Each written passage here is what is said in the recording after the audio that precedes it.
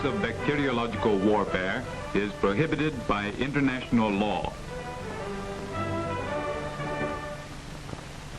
The Hague Conventions of 1899 and 1907 expressly prohibit the employment of poisonous weapons.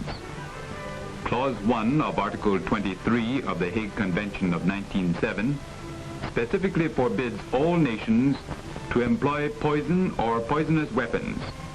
Clause 5 of the same article forbids nations to employ arms, projectiles, or materials calculated to cause unnecessary suffering. These rules of international law apply without doubt to the prohibition of bacteriological weapons today.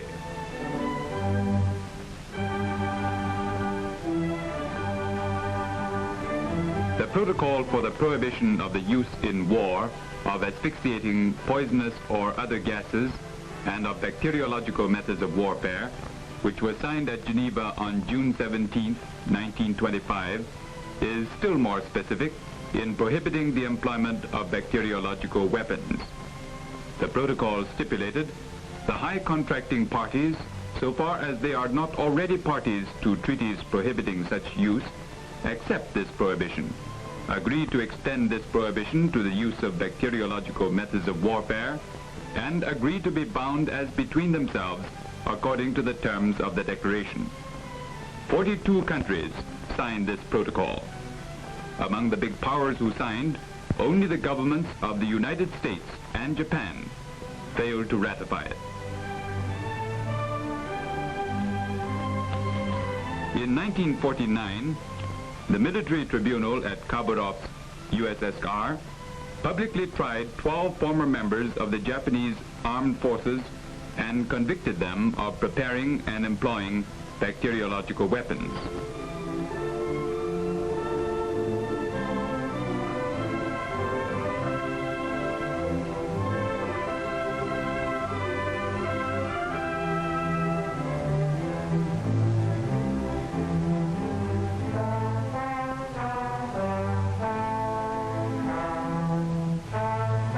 During World War II, the Japanese fascists set up special plants in the vicinity of Harbin and Changchun in northeast China for research into and manufacture of bacteriological weapons. Many Chinese and Soviet citizens were used as victims of experiments with bacteriological weapons by fascist Japanese armed forces. Lest their monstrous crimes be exposed, Japanese bacteriological war criminals destroyed these plants at the time of their defeat. But they did not succeed in escaping the verdict of the Khabarovsk military tribunal.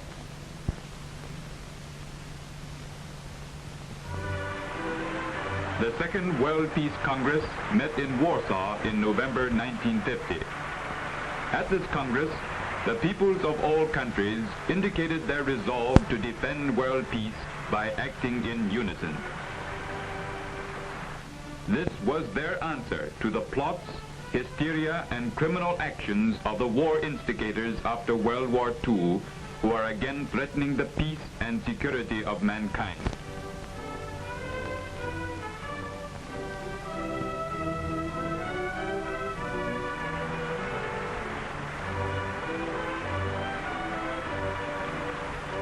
To defend world peace and reaffirm their determination to prohibit criminal weapons, representatives of 80 countries at the Congress unanimously adopted a resolution which solemnly declared the demand of the world's people for unconditional prohibition of all types of atomic, bacteriological, chemical, poisonous, and radioactive weapons and all other means of mass destruction.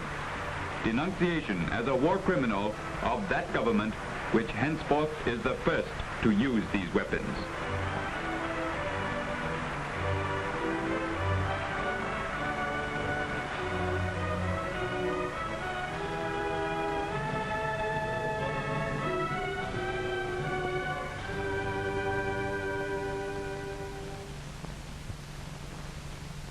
The United States government has long made preparations for conducting bacteriological warfare. it has spared no efforts since World War II in propagating the criminal ideas of bacteriological warfare through various reactionary publications. The publication Science Digest even used Epidemics Made to Order as a title for one of its articles, which also carried an illustration showing U.S. aircraft on the point of releasing a hypothetical germ bomb over a peaceful city. The magazine Life printed charts and diagrams depicting various types of bacteriological weapons, germs employed against human beings, livestock, and plants. Another illustration of a hypothetical character appearing in this magazine is a submarine in the process of spreading germ mist. The caption below reads, Biological Warfare. A cartoon with the caption Bacteriological Weapons Mock at Atomic Weapons appears in the magazine Newsweek. It boasts fantastically of the striking power of the bacteriological weapon.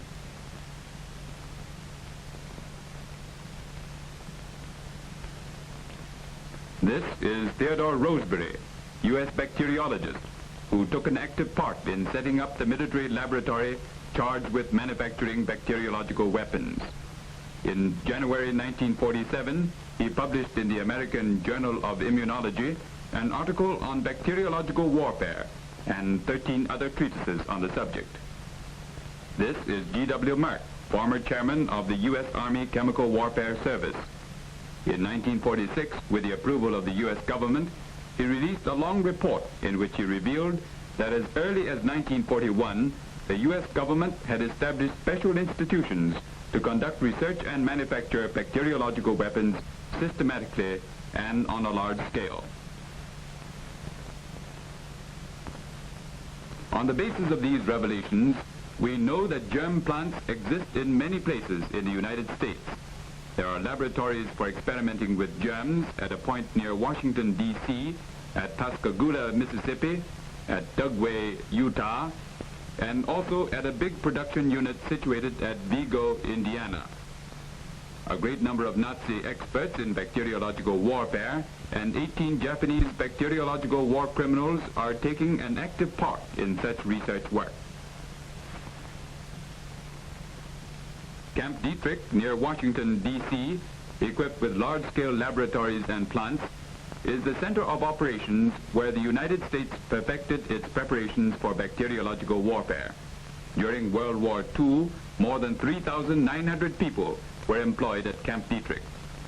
Shiro Ishii, chief Japanese bacteriological war criminal, took part in this criminal undertaking of the U.S. government. According to reports in the American Reference Journal, Facts on File for 1947, Truman withdrew the Geneva Protocol of 1925 from consideration by the U.S. Senate on April 8, 1947. In July 1949, the Soviet Union proposed that all governments which failed to ratify the Geneva Protocol should immediately do so, but mainly owing to the obstruction of the United States, the proposal was not adopted. Should it become necessary, the bacteriological weapon will be used. This is a statement made by former U.S. Secretary of Defense James Forrestal on March 12, 1949, when he boasted of an extensive U.S. plan for the waging of bacteriological warfare.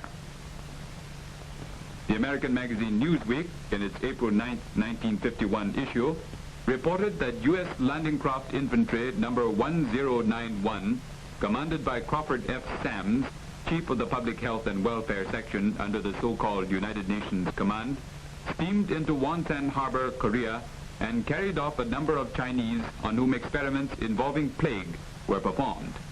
Later, this vessel sailed to Koji Island and carried out experiments on captured personnel of the Korean People's Army. 3,000 tests were made each day. In the January 27, 1952 issue of the U.S. Army paper Stars and Stripes, Brigadier General William E. Creasy, Chief of the U.S. Army Chemical Corps Research Command, was quoted as stating in Washington, D.C. on January 25th that germs, gas, and radioactive materials might prove to be the cheapest weapon for conquering the enemy without destruction of his economy. 5 days earlier, Brigadier General Charles E. Laux, Deputy Chief of the U.S. Army Chemical Corps Research Command, had made a similar statement. The U.S. government is producing what it calls the cheapest weapon on a mass scale. The American magazine Look, on July 29, 1952, carried an article entitled, "Must We Fear Germ Warfare?" It reveals that at least 5 U.S. government institutions are fully engaged in artificial cultivation of germs. These are the U.S. Army Chemical Section, the U.S. Public Health Administration, the U.S. Department of Agriculture, the U.S. Army Health Section, and the U.S. Navy Health Section. This article also states that whether for defense or offense, the United States must conduct research and make large-scale preparation for bacteriological warfare. Obviously, what they call defense is only a flimsy pretext. Attack on others, this is the real aim of the U.S. government.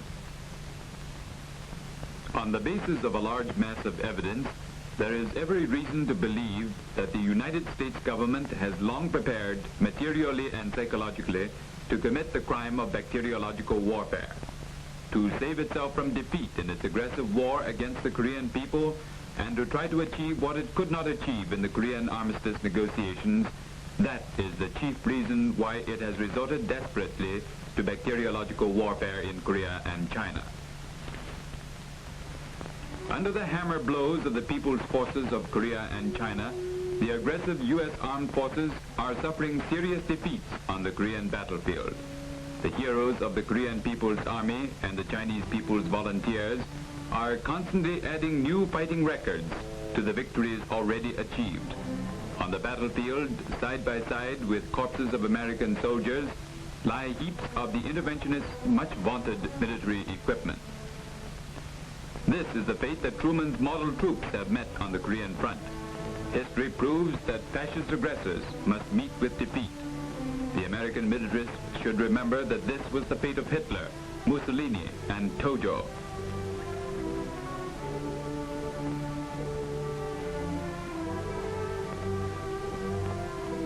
As a result of repeated fiascos, both political and military, the American interventionists were forced to enter into truce talks with us in Korea.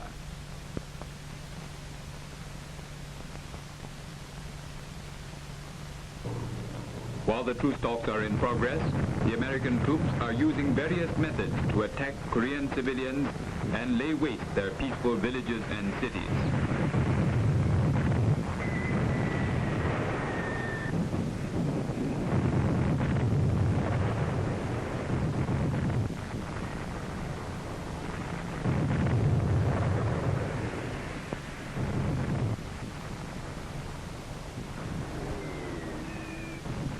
Their atrocities have become increasingly savage. Look, this is a Korean civilian seared and scarred by an American napalm bomb. The American forces are further using poison gas. But the American government does not stop at these criminal atrocities alone. It has gone further to undermine international law completely by using bacteriological weapons, which are strictly prohibited by international law, in an attempt to exterminate the Korean people and challenge the people of the whole world. Since the beginning of 1952, the American aggressors have repeatedly spread large quantities of germ-infected insects and other virulent objects both at the front and in the rear of the Korean People's Army and the Chinese People's Volunteers.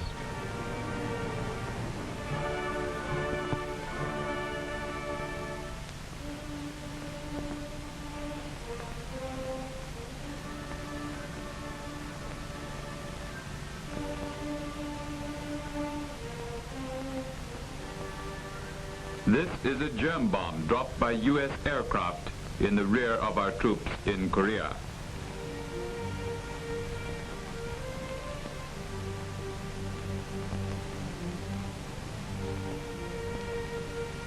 Alan Winnington, correspondent of the London Daily Worker, records the evidence of the crime. The inhabitants of Obongni District, Cholsan County, North Pyongan Province, described to investigators how U.S. aircraft spread germs over the locality. One of them says, on the evening of February 27th, an American military airplane, flying low, circled overhead several times. This aroused my suspicion. I went with this old man to see. Right at this spot, we found swarms of flies, spiders, and mosquitoes crawling. The old man who went with him that evening adds, "The flies were different from ordinary ones. Their body, mouth, and legs are longer." They both say with certainty that these insects were dropped from American planes.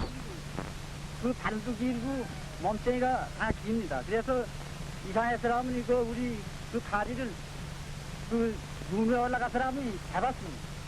This Chinese volunteer describes how the Americans at the front fired germ shells into the volunteers' lines. The Epidemic Prevention Corps scours the area for germ-infected objects dropped by U.S. aircraft. They have collected mice and other animals, medicinal powder and tablets, canned food, biscuits, chewing gum, cigarettes, socks, cotton, pork, twigs, leaves, rice, and millet.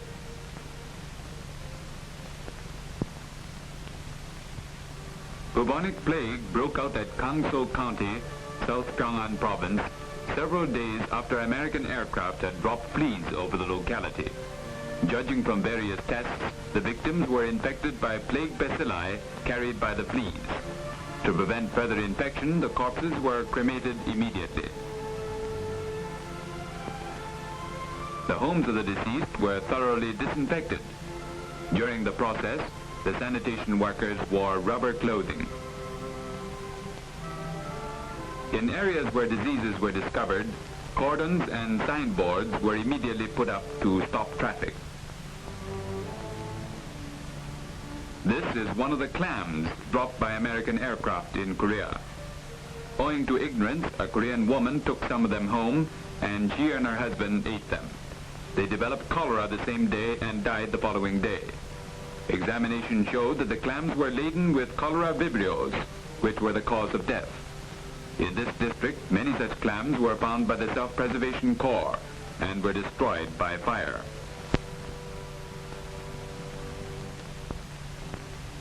This old woman lost her husband, Han Sang-kuk, and 2 grandchildren who died of cholera after American aircraft disseminated germs at Pyongyang. In a Korean laboratory, Korean and Chinese specialists make a joint examination of the insects dropped by the American aircraft. The insects are first put in a sterile test tube and ground with a rod. These are then cultured in meat broth and likewise on an agar plate.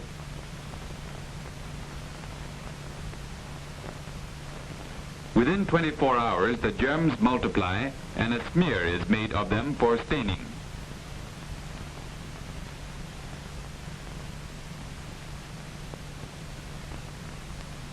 Under the microscope, the bacteriologists discover on these smears the gram-negative cholera vibrios, the same germ which had caused the death of Han Sang-kuk.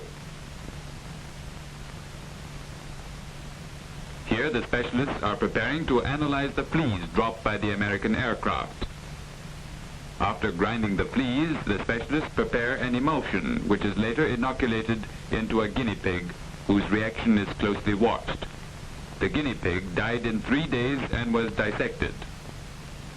Part of the lymph gland and the intestine is taken out and subjected to close bacteriological examination.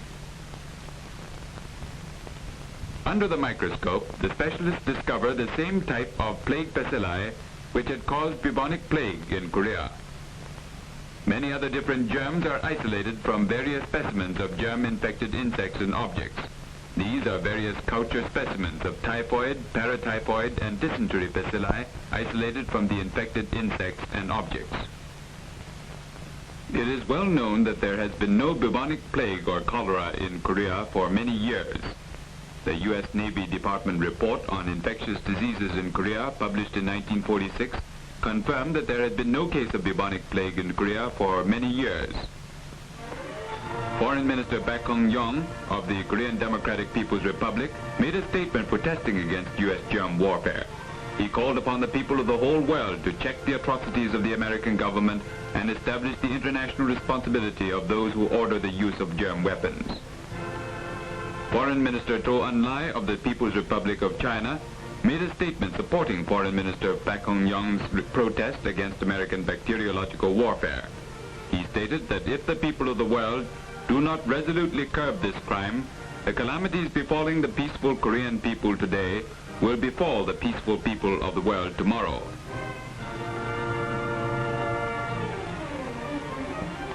In their struggle for peace, the Korean people have endured much suffering and torture. Today, in the name of humanity, they resolutely demand that the atrocities committed by the American government be stopped. They make this demand not only for themselves, but also for the safety and peace of the whole world. I accuse, avenge my dead husband and grandson. All people cry for vengeance. They demand severe punishment for the ruthless American butchers.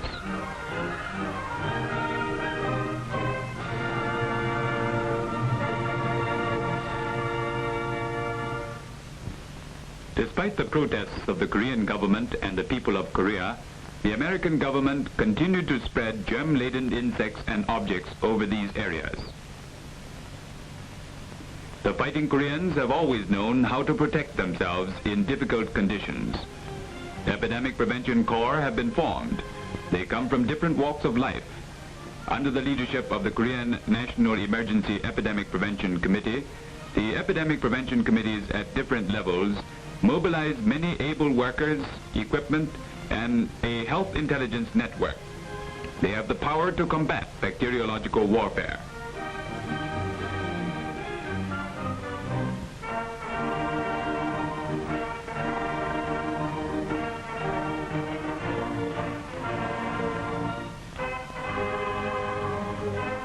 Burn all objects detrimental to human life disseminated by the American interventionists before they have a chance to spread germs.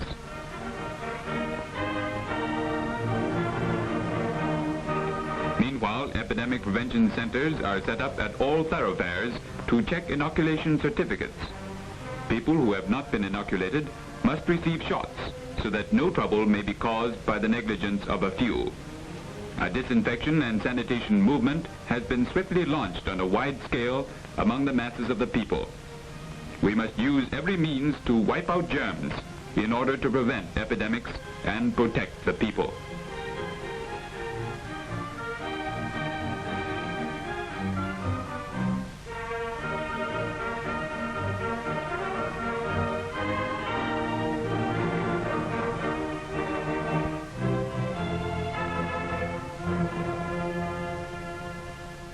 Despite the just warning of the people of China, Korea, and the whole world, American military aircraft invaded northeast China and disseminated bacteria. Since February 29, 1952, U.S. aircraft have continued to invade the territorial air of northeast China and spread bacteria in the many areas marked on the map.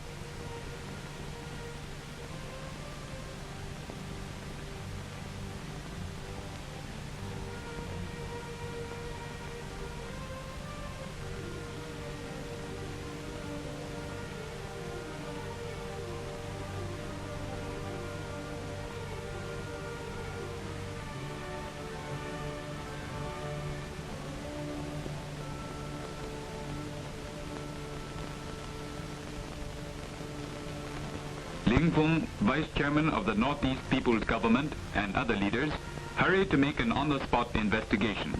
They hear the testimony of many eyewitnesses.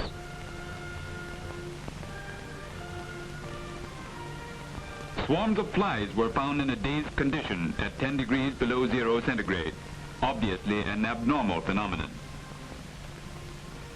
A local inhabitant reports to a member of the Epidemic Prevention Corps. He says, about noon on March the 4th, 6 American planes flew over in this direction, dropping 2 containers which burst in the air about 20 or 30 feet above the ground. We ran over to see and discovered a great number of beetles crawling on the ground. We thought this must be bacteriological warfare used by the Americans to kill us. Another villager says, in such cold weather there are normally no such insects. A U.S.-made 4-compartment germ bomb was found in another peaceful village.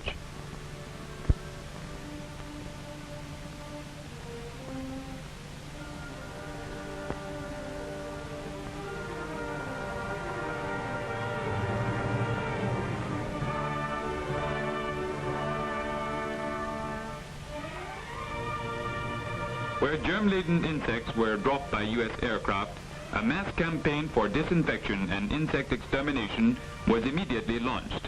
the infected object spread by the American forces must be thoroughly destroyed.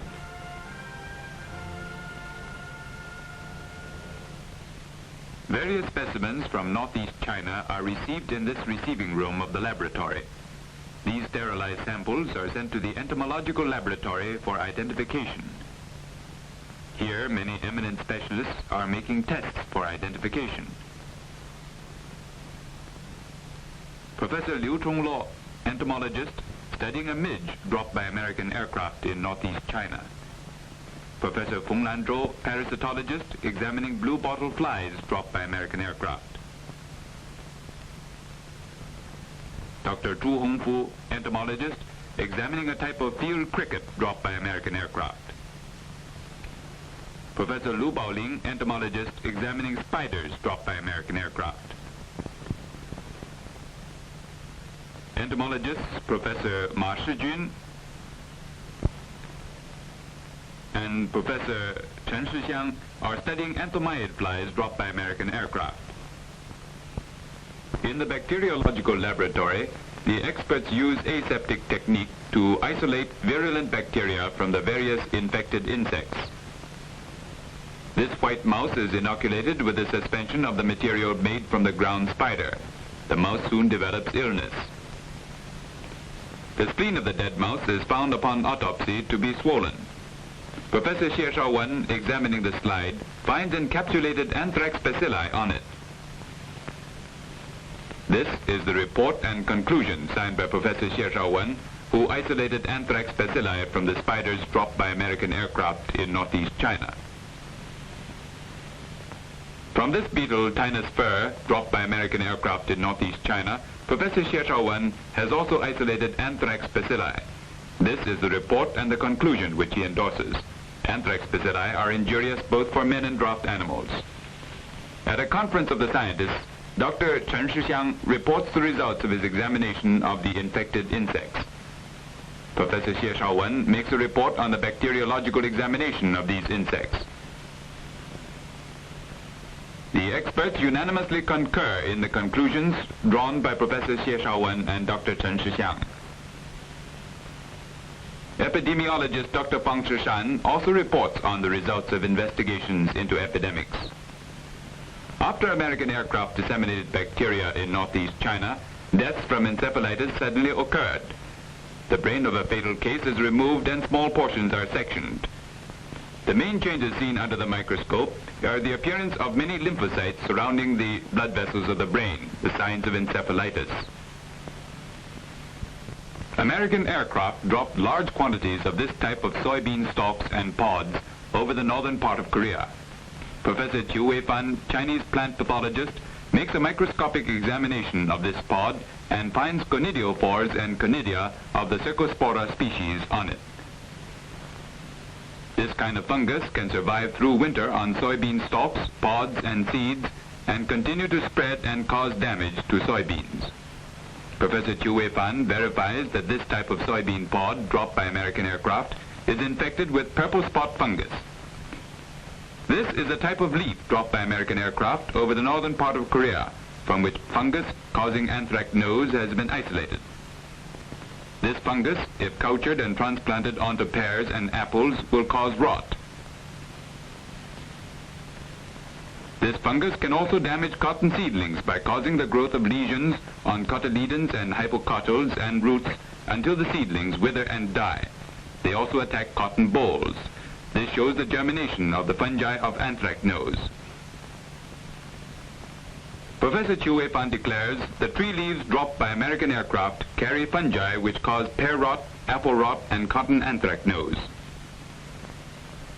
This is a peach tree leaf dropped by American aircraft over northeast China, from which were isolated a certain type of fungus. This is a colony of the fungus grown in a culture medium. Apples which are inoculated with it rot within 5 days and show circular spots. These spots show many small black dots. Plant pathologist Professor Shen Qiyi conducts various experiments and examinations. A microscopic view of the pycnidia of this type of fungus and many spores that grow in it. These spores can continue to spread disease. Professor Shen Qiyi verifies that the ring spot fungus that attack pears and apples are isolated from the peach tree leaves dropped by American aircraft over northeast China. Disease-bearing corn kernels were discovered after American aircraft disseminated insects and objects over northeast China. Professor Shen Qiyi examines the corn kernel and discovers the black spots on these corn kernels are sori of a certain type of smut. Germination tests show that these spores germinate very rapidly. This Thecophora species has never before been found in China. Making a general summary at a meeting of experts, Professor Daifeng Lan, Executive Chairman of the Association of Chinese Phytopathologists, states positively that the American government has dropped disease-bearing soybean pods, corn kernels, tree leaves, and other parts of plants over Korea and northeast China with the aim of destroying our crops.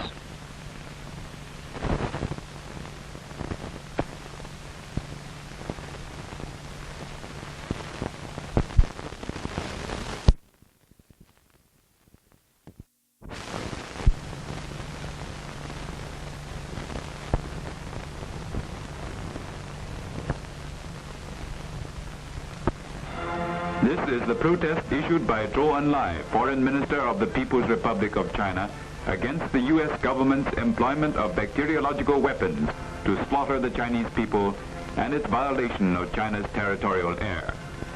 The statement reads, "Now is the time for the peace-loving people of the world to rise and put an end to the maniacal crimes of the United States government. We are confident that human justice and peace will triumph." Democratic parties of China protest against the American government's use of bacteriological weapons. They call on peace-loving people of the world to rise and accuse the American government in defense of the dignity of mankind and world peace, and to bring the bacteriological war criminals to book. Chinese people throughout the country support Foreign Minister Zhou Enlai's protest against the United States' use of bacteriological warfare. In Peking and in the remote border regions, in towns and in the countryside, the wrathful voice of millions can be heard.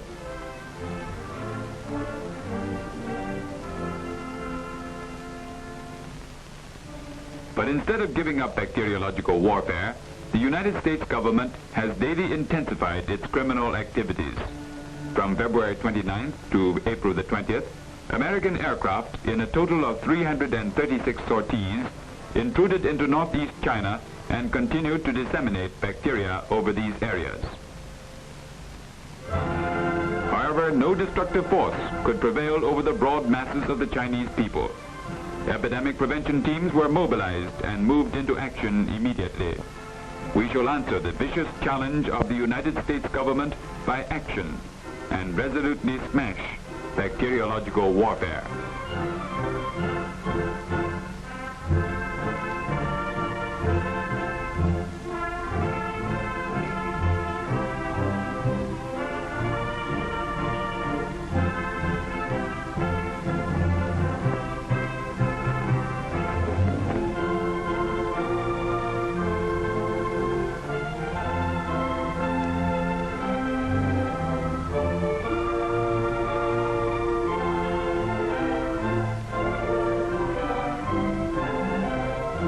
All manner of equipment, old and new, from spraying machines to fire extinguishers, is employed to spray and spread insecticides and disinfectant to annihilate the bacteria and germ-laden insects disseminated by United States aircraft.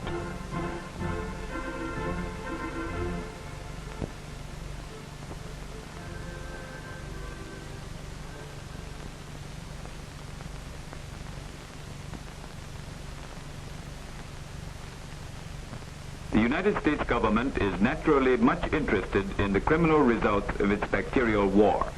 It has therefore parachuted many secret agents into North Korea. This is Secret Agent Wang Chi, sent by an intelligence organization of the American aggressive forces in Korea. He carried with him a forged pass and other forged papers.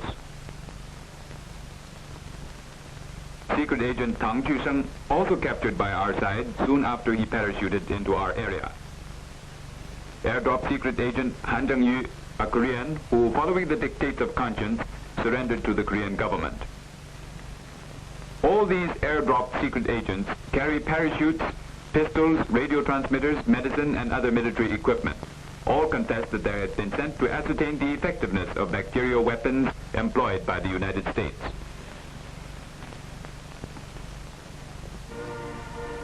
The Commission of the International Association of Democratic Lawyers conducts on-the-spot investigations in Korea and Northeast China. Just as the United States was employing bacteriological weapons against the Korean and Chinese people, the Commission of the International Association of Democratic Lawyers was at that time conducting investigations into all the criminal acts of the American forces in Korea in violation of international law. Hence, members of the Commission also became eyewitnesses of the germ war crimes committed. They conducted on-the-spot investigations on the facts of the employment of bacteriological weapons by the United States forces in Korea and Northeast China. They examined many witnesses in Korea and Northeast China and held discussion meetings with experts and witnesses. They conducted investigations and research over a long period and collected all the relevant materials and evidence.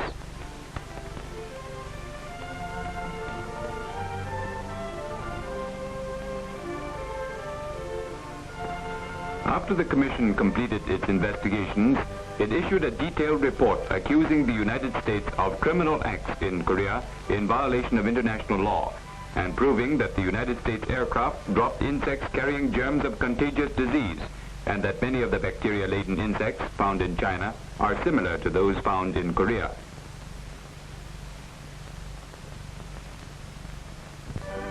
The Commission for Investigating the American Crime of Germ Warfare, sent by the Chinese people, conducts on-the-spot investigations in Korea and Northeast China. To make a thorough investigation into the American forces' criminal acts of germ warfare in Korea and Northeast China, the Chinese people dispatched their own commission to Korea and Northeast China to conduct on-the-spot investigations. Members of the commission include experts in the various branches of the natural sciences, experts in international law, and representatives of people's organizations, literary and art workers, and journalists. This is part of the commission conducting on-the-spot investigations in Korea.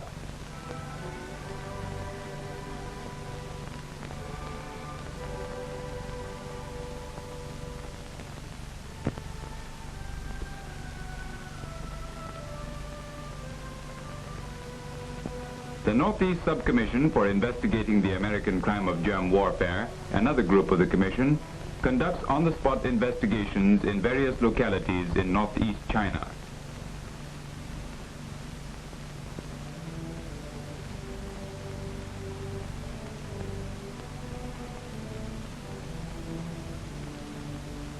Pao Li Jun, a primary school student, tells how U.S. germ warfare killed her little sister. She demands vengeance.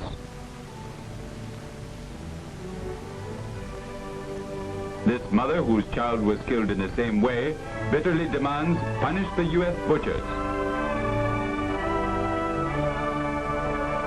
People signed letters addressed to the Commission protesting against the inhuman crimes of the United States.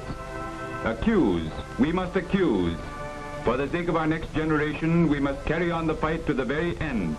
Security and a peaceful life are the inviolable rights of mankind. The Commission returns to Peking.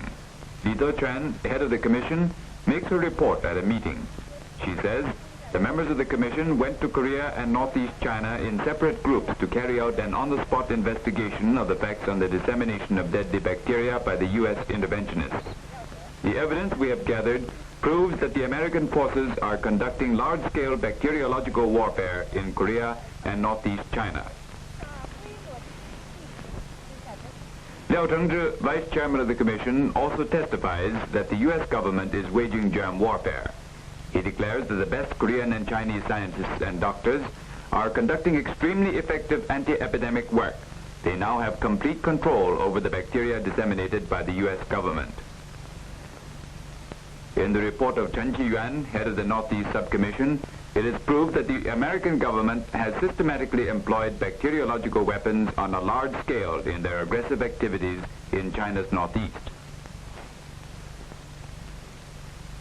Another member of the Commission, Li Dong'an, specialist in tropical diseases and president of the Chinese Union Medical College, also speaks at the meeting. Yan Jingqing, member of the Commission, public health specialist. Wang Zizong, member of the Commission, a Christian pastor. Mei Ruao, member of the Commission, international law expert. Yen Renying, member of the Commission, specialist in clinical medicine. Other experts speak in the meeting. They unanimously point out the United States government is waging germ warfare in Korea and China.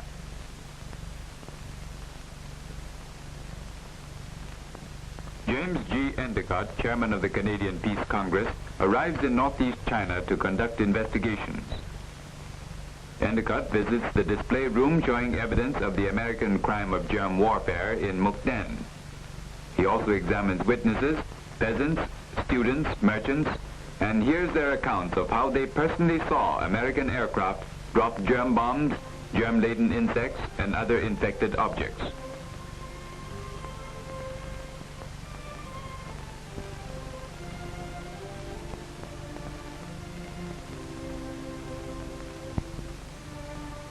Endicott says he is deeply impressed by the Chinese people's resolute will to struggle against germ warfare. Every honest person who has a sense of justice cannot but be shocked by the barbarous deeds of the U.S. government. At a press conference, Endicott states, I came to the Northeast and interviewed the public health authorities and people of all walks of life. I have seen all kinds of incriminating evidence of American germ warfare. After seeing all this evidence, I know that the American government has carried out large-scale germ warfare on the Chinese mainland. No matter whether the American government dares not to admit it, no matter whether the British Foreign Office spokesman helps to deny it, the fact is that anyone who is just and not prejudiced and who has seen the evidence must admit the fact of germ warfare. Captured U.S. airmen Kenneth L. Enoch and John S. Quinn are interrogated by the Joint Interrogation Group of Korean and Chinese specialists and news correspondents. On January 13, 1952, Korean and Chinese forces shot down a U.S. military aircraft in Korea and captured its navigator and pilot. They voluntarily confessed that the U.S. government was waging germ warfare and that they personally had dropped germ bombs. To expose this fact to the whole world, the Korean and Chinese people formed the Joint Interrogation Group of Korean and Chinese specialists and news correspondents. This group arrived at a prisoner of war camp somewhere in Korea and proceeded with the interrogation of the two captured airmen. Wilfred Burchett, correspondent of the Paris Soir, also joined in the work of the group by invitation. This prisoner of war being interrogated is Kenneth Lloyd Enoch, First Lieutenant, Navigator of the 3rd Bomb Wing, 3rd Group, 8th Squadron of the United States 5th Air Force. This is Enoch's identification certificate.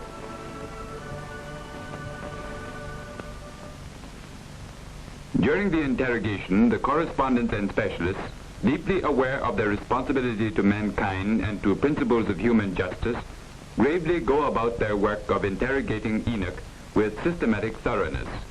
They recognize the importance of this evidence on the United States government's crime of germ warfare because the testimony comes from none other than the very flyers of the U.S. Air Force who themselves dropped the germ bombs.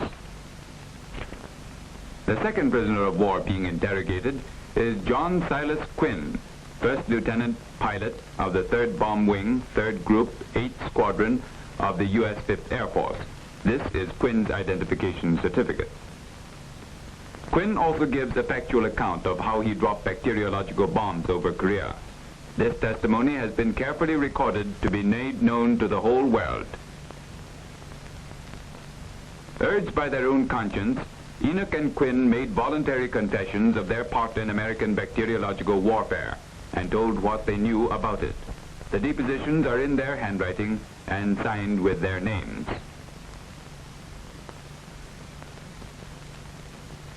Yves Farge, president of the French National Peace Committee, talks with captured U.S. airmen in Korea. In the presence of this just and upright man, Quinn, captured U.S. airman, said, I am a Catholic. When I became convinced that my testimony would benefit the people of the United States as well as the rest of the world, that I am not testifying against the people of the United States, but only against a handful of insane people who call themselves Americans, I voluntarily admitted my part in germ warfare and what I knew about it. My conscience demanded that I speak out. At no time have I been treated in any way but kindly.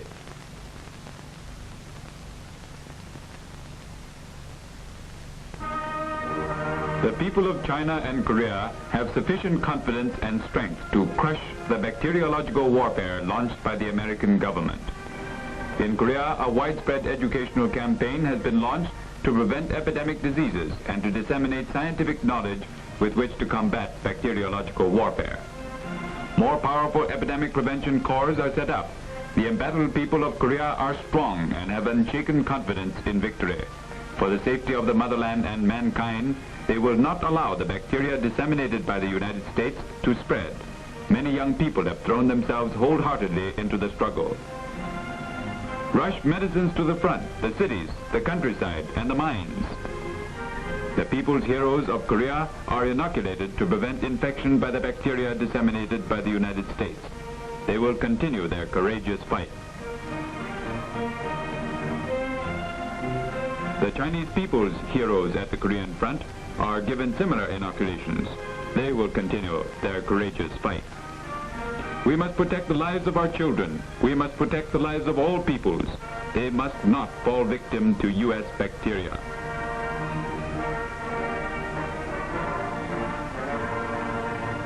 Nor will the American prisoners of war be infected by bacteria.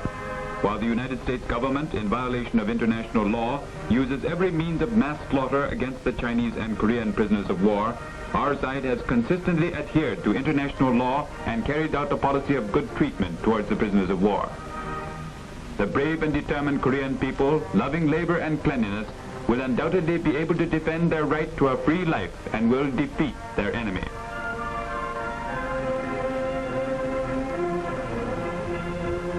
In order that our children may enjoy a beautiful and happy life, we must use every means to defeat U.S. germ warfare. The heroic Korean people, under the leadership of General Kim Il-sung, fighting side by side with the Chinese people's volunteers, will resolutely crush U.S. bacteriological warfare. Chinese medical and health workers in all parts of the country have mobilized to combat U.S. bacteriological warfare. They are inspired with a spirit of patriotism and internationalism. They demand enthusiastically to participate in the struggle against bacteriological warfare. Scientists who honor the name of Pasteur, the bacteriologist who served mankind, and who despise the bacteriological war criminals of America, have taken action. In order to defend the dignity of science and world peace, they resolutely demand to participate in the fight against bacteriological warfare.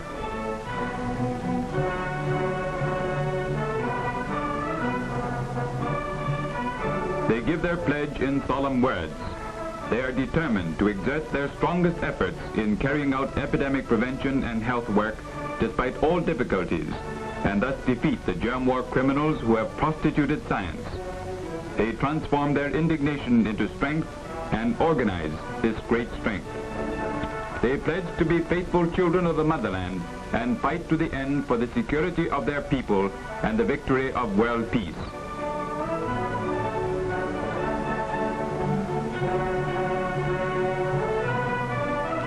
Organized medical workers set out for the battlefront against bacteriological warfare.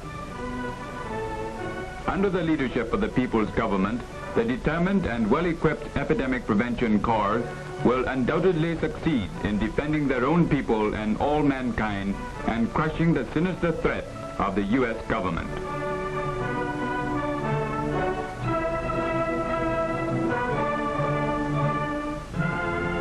Everyone goes to his own post, fearing neither danger nor difficulty. Holding high the banner of victory, they advance along the road of revolutionary humanitarianism.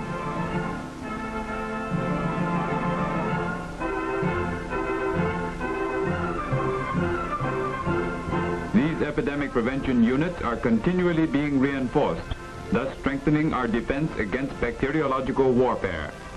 The whole country will be able to throw back the disease offensive launched by the U.S. government.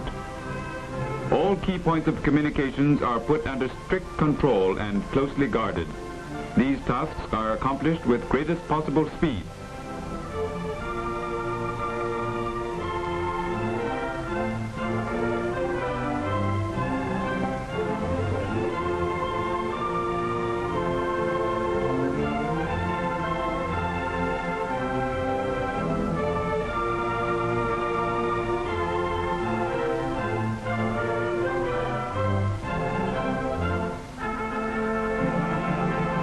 some areas where U.S. forces dropped infected insects and objects, airplanes equipped with spraying apparatus are called in to supplement the prevention work on the ground.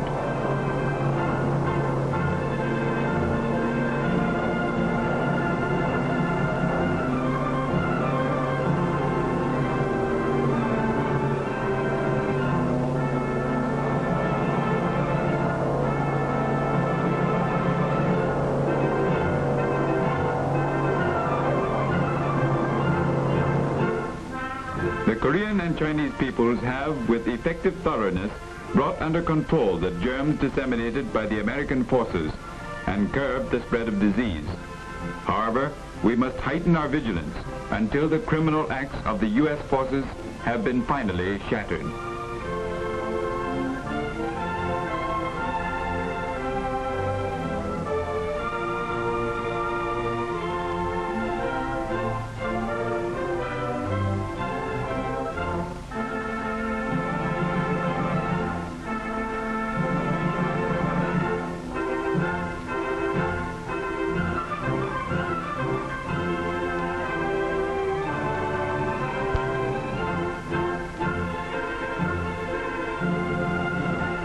In response to the call of the people's government and under its leadership, all forces have been mobilized to launch a nationwide campaign of cleaning and sanitation. To improve sanitation, all garbage must be cleared away so as to keep our free land always clean and our peaceful people always healthy and happy.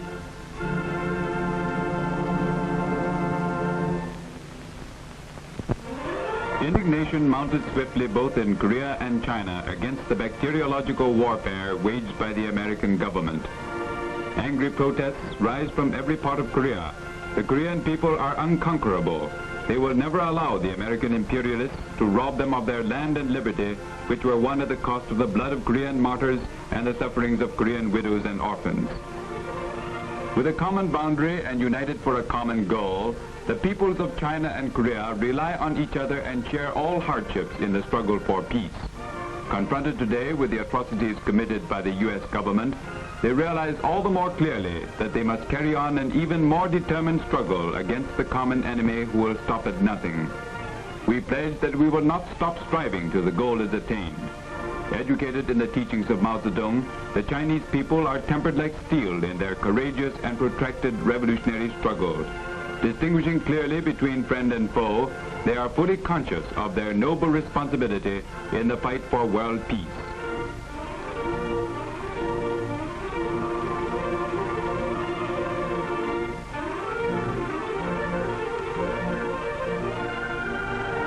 Fired with wrath, the Chinese people will stand shoulder to shoulder with the peace-loving people of the world to deal smashing blows at the U.S. bacteriological war criminals.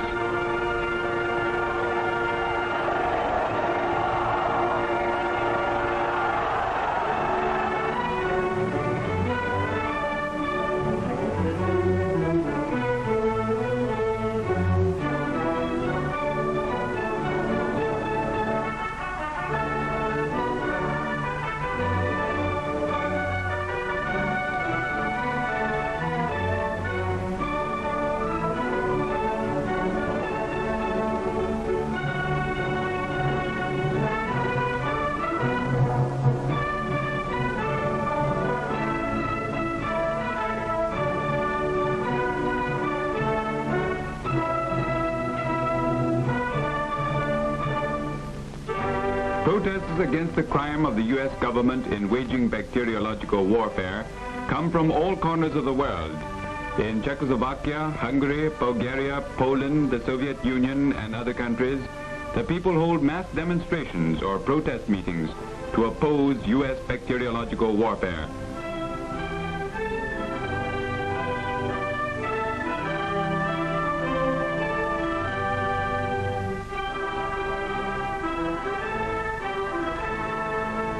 Newspapers concerned for justice in the United States expose their government's crime. And newspapers which print the truth in Britain, France, India, Australia, and other countries publish the facts about American bacteriological warfare in Korea and Northeast China. They raise a common voice of condemnation against this vicious act of the United States government.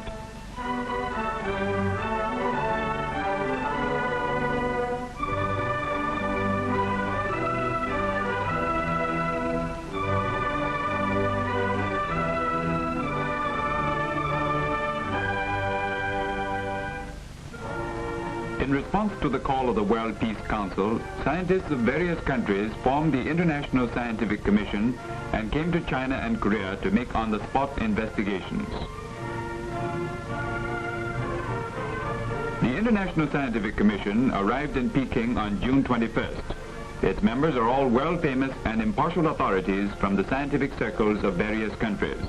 The Chinese people give a warm welcome to the members of the Commission who have come to make objective and strict observations on the spot. The first to step off the plane is Dr. Andrea Andrean, Director of the Central Clinical Laboratory of the Hospitals Board of the City of Stockholm. The second is Dr. N.N. Zhukov-Vereshnikov, Academician and Vice President of the Soviet Academy of Medicine. Next comes Professor Jean Malter, Director of the Laboratory of Animal Physiology of the National College of Agriculture, Grignon, France. This is Dr. Oliviero Olivo of Italy, Professor of Human Anatomy in the Faculty of Medicine of the University of Bologna. The last is Dr. Joseph Needham of the United Kingdom, Fellow of the Royal Society, Radio and Biochemistry of the University of Cambridge. Dr. and Mrs. Samuel B. Pessoa come from Brazil. Dr. Pessoa is Professor of Parasitology at the University of San Paulo. Referring to a large mass of data and the results of research by specialists, Bai Xiqing, Vice Director of the Public Health Department of the Northeast People's Government, reports to the Commission the case of the discovery of more than 700 dead or dying voles of a peculiar species in Gannan County, Heilongjiang Province, on the morning of April the 5th, after an intrusion by U.S. aircraft during the night.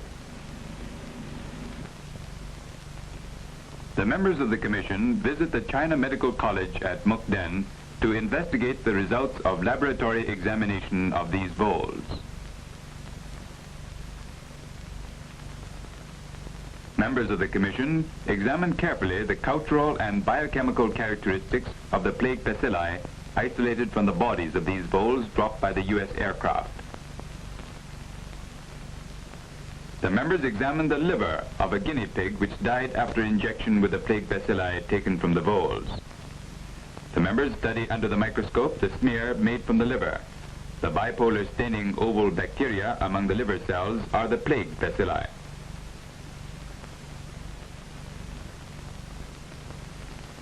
Members of the Commission check the results of the various experiments. They unanimously confirm that the voles dropped by U.S. aircraft were infected with plague bacilli. Here is an exhibition of voles which naturally inhabit the Northeast, along with those dropped by U.S. aircraft at Gannan. Here are two voles dropped by the U.S. aircraft at Gannan. Their tails are shorter and there are other differences from those indigenous to the Northeast. The members make a careful comparison of these two kinds of voles and note their differences. It is well known that voles are not frequenters of human habitations. Normally, in Northeast China, they only make their appearance in the field after May. Furthermore, there has never been a case of plague in the district of Gannan. Commission members make close studies and compare these two types of voles. Commission members also make personal visits to the places in Gannan where such voles were discovered and make on-the-spot investigations. They question the local residents who all tell the same story. On that day, the local residents discovered nothing but these short-tailed, dead or dying voles in the fields, inside or outside the houses, in the wells, or in the vegetable cellars. The members examined these places very closely, carefully considering all possibilities as to where the voles might have come from.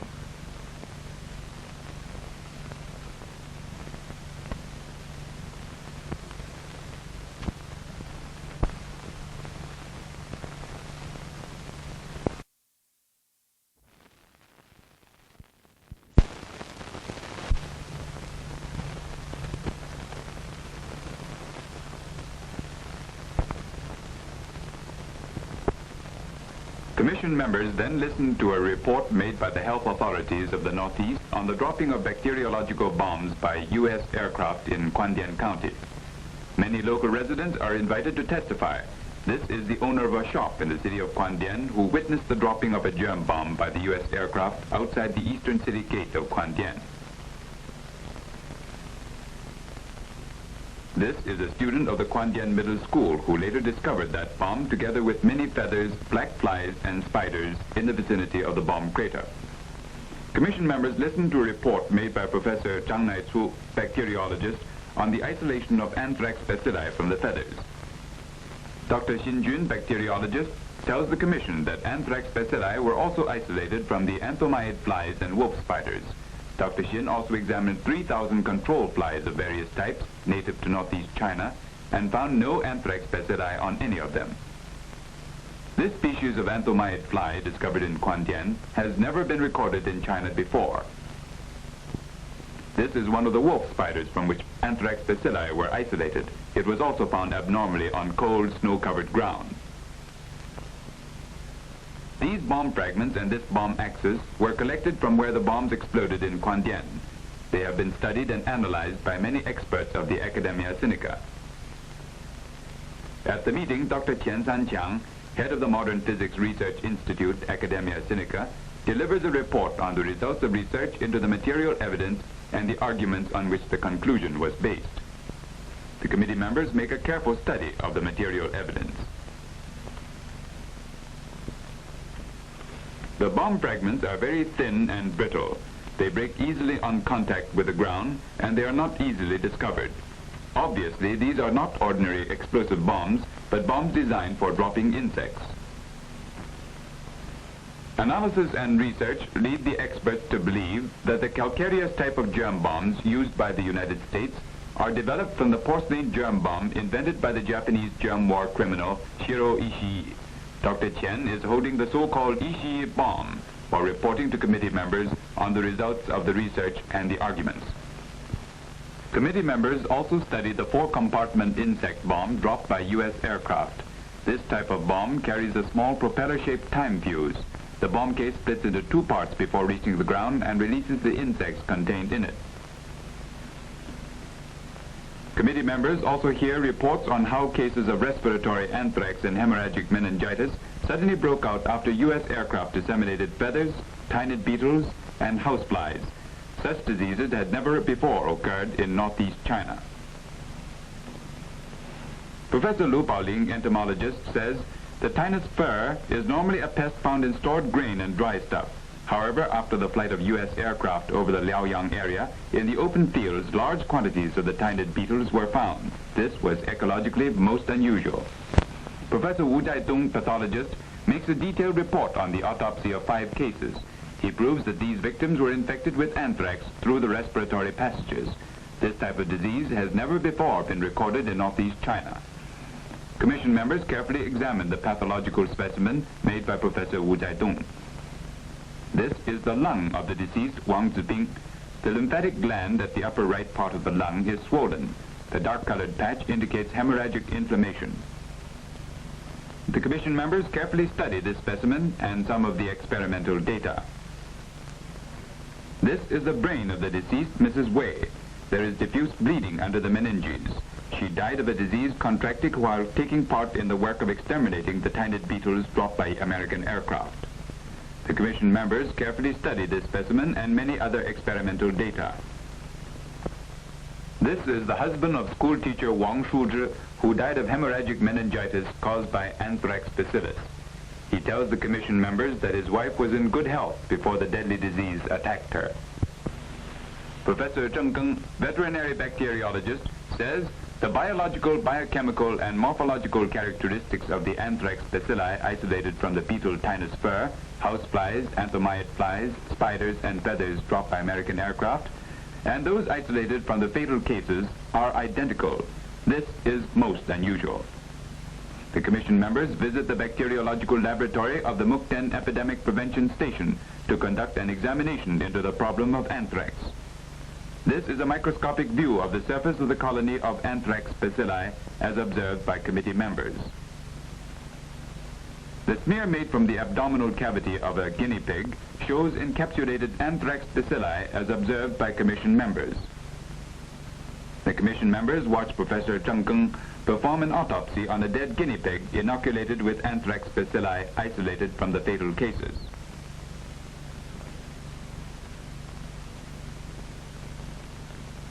Dr. Xin Jun performs the anthrax bacilli precipitation test. The commission members check the results of the various tests once more and unanimously come to the conclusion that the bacteria isolated from the insects and feathers dropped by American aircraft and those isolated from the tissue of the dead bodies are the same, anthrax bacilli.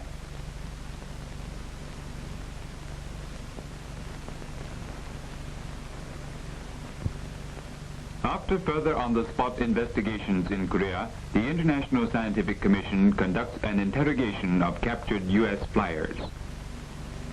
The members of the commission are now interrogating prisoner of war Kenneth L. Enoch of the U.S. Air Force. For germ warfare, my knowledge about it, I had a lecture at Iwakuni, Japan on 25th of August, 1951, given at the ground school by Mr. Wilson, a civilian. He lectured on the ways and means of waging bacteriological warfare, also on the ways of protecting yourself against it. Mr. Wilson told us that the lecture was quite secret. We had no idea on using bacteriological warfare at that time. However, we might sometime, and not to divulge its contents to anyone. He discussed 3 different ways to employ germ warfare. Firstly, by dropping the germs by themselves, or secondly, by dropping germs with insects, or thirdly, by dropping animals to carry the germs and the insects. They should be employed at low airspeeds and low altitudes to avoid damage to the insects. I'd say, as I recall, 200 miles per hour and 500 feet altitude was the altitude and airspeed that we employed. On the details of what happened after he returned from a germ war mission, Enoch says, At debriefing, we reported to the enlisted man from intelligence that we had dropped 2 500-pound duds, which were actually the germ bombs, at Gwangju, and we reported the 8 good 500-pound bombs on the railway and highway north of Gwangju. This is for secrecy, of course, to keep unauthorized personnel and intelligence and on the crew from knowing the true portent of the mission. On the 10th of January, I was again scheduled in the same aircraft with the same crew, same mission at the same time. It was 0300 takeoff on the 11th of January, 1952. The commission now interrogates the captured U.S. airman Paul R. Nitz. Nitz is a first lieutenant, pilot of the 12th Fighter Bomber Squadron, 18th Fighter Bomber Group of the U.S. Air Force. Describing the conduct of bacteriological warfare by the U.S. Air Force, he says, I've had a total of 26 missions. When I was shot down on my 27th mission, the 31st of May, 1952, near Namsi, that is close to Sinaju. One other thing that I forgot to mention on the germ bombs that we could tell them they were germ bombs from an ordinary bomb was the loading time. The germ bombs were loaded 15 minutes before our mission, while ordinarily our aircraft were loaded 2 hours or more before a mission. My germ mission took place on the 27th of March, 1952, and it was a VT germ mission. 27th March, yes, 1952. As I said, at 6:45, I went out to my airplane to check it over. As I was out there, I noticed the men loading the bombs on it. And they were in the uniforms as he had described them to us, in the white fatigues, the mask, and the gloves. These men took the bombs out of this closed truck and loaded them by hand. Normally they've got a jack that they jack them up with. These bombs were loaded by hand. Nist describes his feelings after dropping the germ bombs. After the debriefing with Captain McLaughlin, we went to our shower room and took a shower.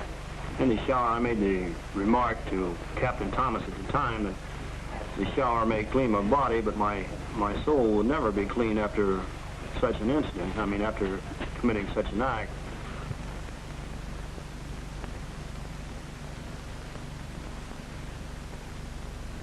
Appearing before the Commission now is U.S. Air Force flyer Floyd Bryant O'Neill.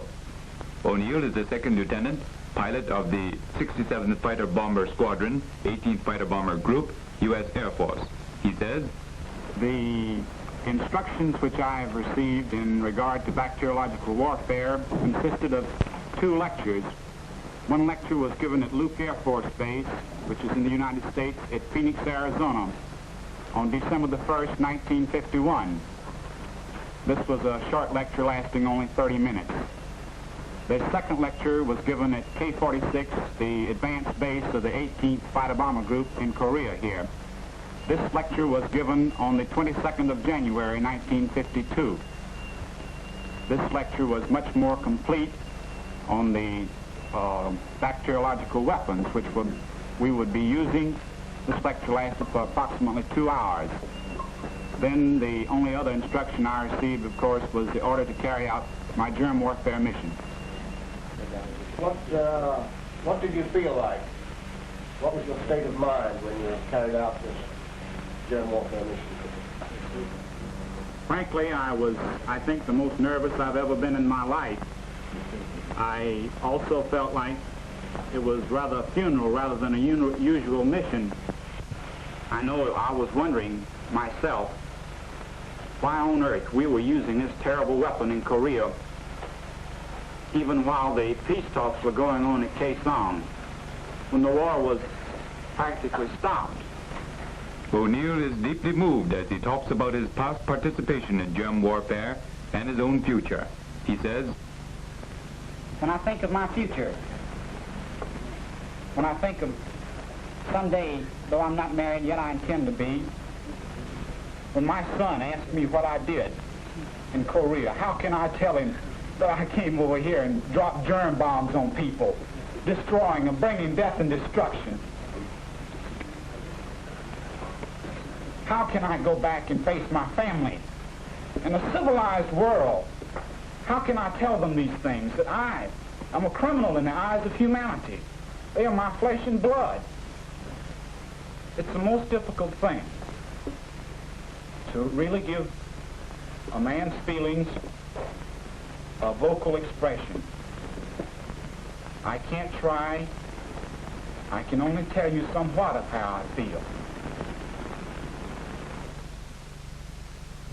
The Commission now interrogates prisoner of war John Quinn of the U.S. Air Force. The bombs that I dropped were carried, on both occasions, were carried on the wings.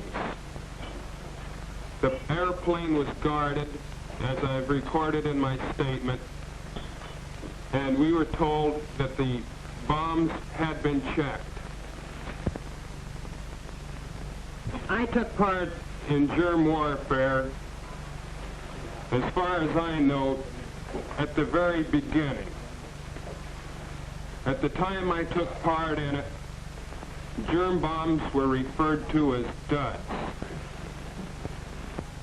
And ladies and gentlemen, I say that with a great deal of emotion. Today, August the 3rd, my wife is giving birth to a baby. The people that are responsible for germ warfare threaten that child's life before it's born. They threaten not only with their germ bombs, but by using germ bombs, they carelessly shake an already very unstable world situation. They must be stopped. And I think we can do a lot by outlawing the specter of germ warfare now. The massive evidence on the U.S. government's conduct of bacteriological warfare is overwhelming. The proof is ironclad and cannot be refuted. The International Scientific Commission conducted on-the-spot investigations in Korea and China for more than 2 months. They spent a further 3 weeks in studying the materials collected, carrying out research work and holding discussion meetings. Following this, the Commission prepared the report on the investigation of the facts concerning bacterial warfare in Korea and China in the French, English, Russian, and Chinese languages. In the preamble of the report, it is stated that since the peoples of the world had long manifested their disapproval and indeed detestation of such methods of war, the gravity of the situation was well understood.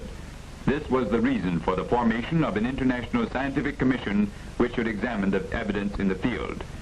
The members of the commission, who, conscious of their responsibility, made every effort to free themselves from preconceived ideas, have carried out their investigations according to the strictest scientific principles known to them. In the conclusion of the report, it is stated that the Commission has come to the following conclusions. The peoples of Korea and China have indeed been the objective of bacteriological weapons. These have been employed by units of the USA Armed Forces using a great variety of different methods for the purpose, some of which seem to be developments of those applied by the Japanese Army during the Second World War. The Commission reached these conclusions passing from one logical step to another. It did so reluctantly because its members had not been disposed to believe that such an inhuman technique could have been put into execution in the face of its universal condemnation by the peoples of the nations. It is now for all peoples to redouble their efforts to preserve the world from war and prevent the discoveries of science being used for the destruction of humanity. The ceremony at which members of the International Scientific Commission signed the report takes place on August 31st, 1952, in the presence of Guo Mo and many scientists in this historic hall of the Chinese People's Committee for World Peace. Dr. Andrea Andrean of Sweden, expert on clinical and laboratory medicine, signs. Professor Jean Malter of France, animal physiologist and biologist, signs. Dr. Joseph Needham of the United Kingdom, Fellow of the Royal Society, biochemist and embryologist, signs. Dr. Oliviero Olivo of Italy, medical expert, biologist, and anatomist, signs. Dr. Samuel B. Pessoa of Brazil, parasitologist, entomologist, and medical expert, signs. Dr. N.N. Zhukov-Berezhnikov of the Soviet Union, bacteriologist, epidemiologist, and vice president of the Soviet Academy of Medicine, signs. The historic signatures of the members of the International Scientific Commission. After the members of the International Scientific Commission have signed their names, Guo Mo, President of the Chinese People's Committee for World Peace and President of the Academy of Sciences of China, speaks. He tells the members of the Commission to save peace, to save humanity, and to save science. You have overcome all kinds of difficulties and have accomplished a serious task. We, the Chinese people, support you wholeheartedly and are grateful to you. We believe that the Korean people and all righteous people the world over will also support you and be grateful to you. Your accomplishment will go down in the glorious pages of human history. Your honor shall last forever. Your selfless spirit is inspiring. In the interests of truth and justice, great scientists never yield to violence. Glory shall forever belong to those who defend truth and justice. Professor Malter of France speaks on behalf of the Commission. He says, a few months ago at Oslo, Guo Mo, through the Executive Committee of the World Peace Council, made known in forceful terms that China and Korea had been attacked by bacteriological weapons.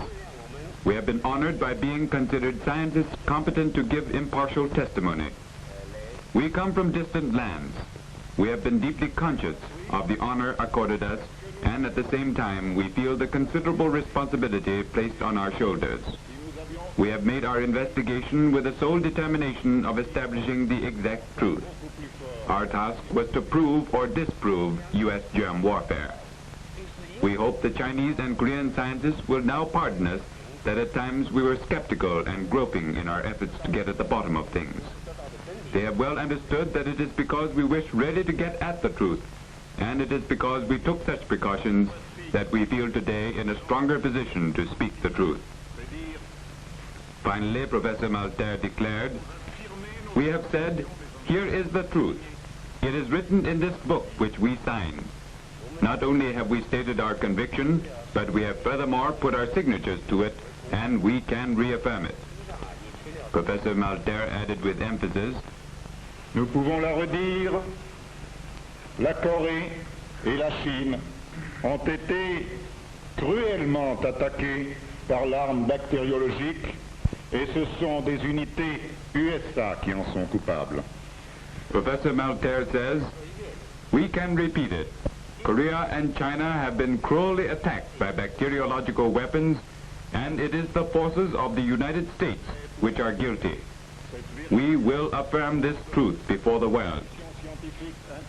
It is certainly your wish that with the aggression denounced and the aggressors unmasked, the peoples will now do everything necessary either to make those who are guilty understand the immensity of their crime and make them desist, or else, if they do not wish to give up, to force them to stop this hateful war. As scientists, we are devoted to the work of science. When you ask if bacteriological war has happened or not, we have, alas, to confirm that it has happened. We have put this in writing, and we give this affirmation to the peoples who will do the rest. We count on them to do the rest. From the moment the people know the contents of this report, from that moment it carries the hope that the people will do what is necessary in order to curb the crime. Let us recall the appeal against bacteriological warfare which the World Peace Council Executive Bureau addressed on April the 1st, 1952 to men and women of the world. We call on all peoples of the world to press their governments with the aim of securing that this International Convention of June 17, 1925, forbidding the use of asphyxiating gases and bacteriological weapons, be signed, ratified, and observed by every state without exception. We call upon them likewise to act decisively to secure that those guilty of employing this most cowardly and monstrous of all weapons be brought as war criminals before a competent tribunal. Humanity must rise to defend itself against bacteriological warfare. Humanity must rise to defend itself against bacteriological warfare. Humanity must rise to defend itself against bacteriological warfare. Peace, all for peace. Peace must be saved. Peace will certainly triumph.